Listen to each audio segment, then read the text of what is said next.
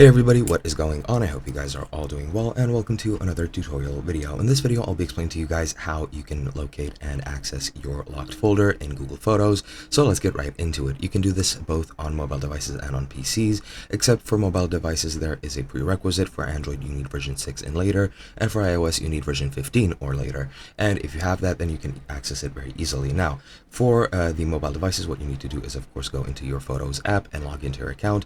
And to access the folder, you need to go into Library, and then into Utilities, and then into Locked Folder.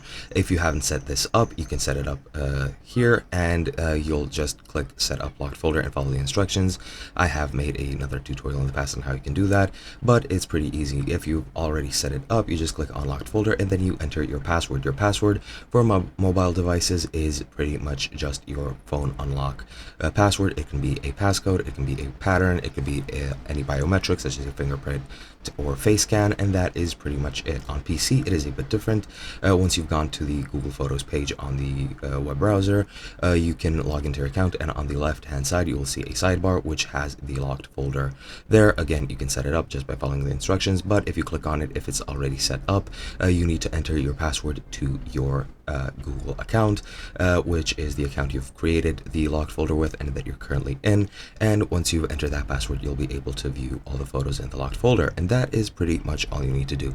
Hope you guys enjoyed, and I'll be seeing you guys in another video.